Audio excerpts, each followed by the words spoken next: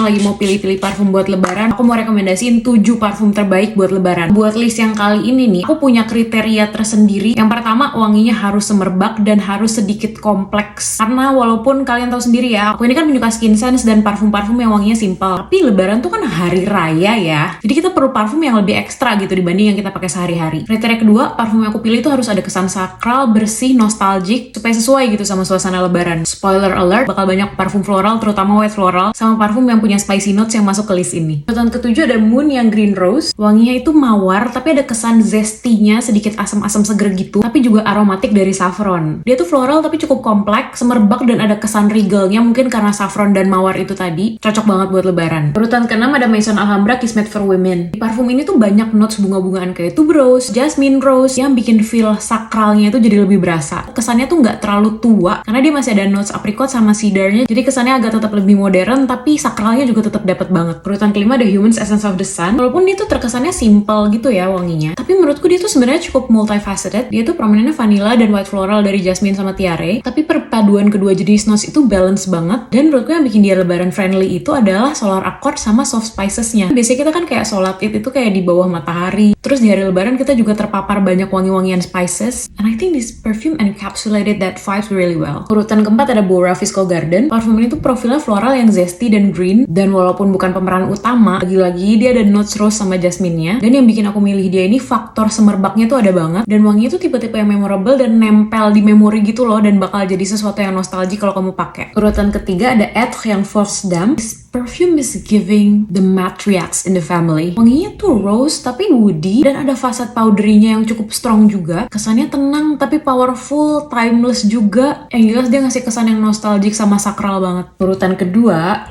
Humans Fairy Tale Fantasy. Kenapa malah ada Hair and Body Mist di urutan teratas? Aku juga gak pernah kepikiran, but this is exactly what we need during lebaran. Karena lebaran itu kan harinya panjang ya, udah kena panas, belum lagi kalau kita bantu beres-beres atau masak kayak bau kita udah gak karuan gitu campur-campur. Parfum apapun tuh kalau gak ditacap ya wanginya bakal jadi gak karuan gitu. Dan ini bisa disemprot ke badan dan ke rambut, dimana rambut kita juga biasanya wanginya udah gak jelas gitu kalau lebaran. Apa gak nyemprotin parfum aja ke rambut? Ya karena formulasinya beda. Katanya dia ada trehalose somethingnya gitu yang emang udah diformulasiin buat rambut. Kalau disemprot ke rambut juga teksturnya tuh enak banget, dan aku udah ngetes kemarin ya, walaupun cuma body mist doang, wanginya tahan lama banget. Oke, lanjut kita bahas wanginya ya. Si Fairy Tale Fantasy ini walaupun bukan EDP, dia juga projectionnya oke banget. Kayak aku semprot di sini, suamiku tuh notice di ujung ruangan sana. Untuk wanginya dia tuh prominennya kenanga, iris, sama violet yang bener-bener powdery, bedak bayi, tapi versi projectionnya tuh bagus. Tadi itu semerbaknya dapat, kesan sakralnya dapat karena di sini ada kenanganya. Kesan bersihnya dari wangi bayinya itu juga dapat banget. Makanya dia ada di urutan kedua. Dan peringkat satunya Humans Drop of Sunshine. Yep, of course peringkat satunya Hair and Body Mist lagi. Ini tuh kayak saudaranya EOS dengan versi white floralnya tuh lebih prominent. Jadi vanilanya tuh kayak cuma di belakang aja gitu.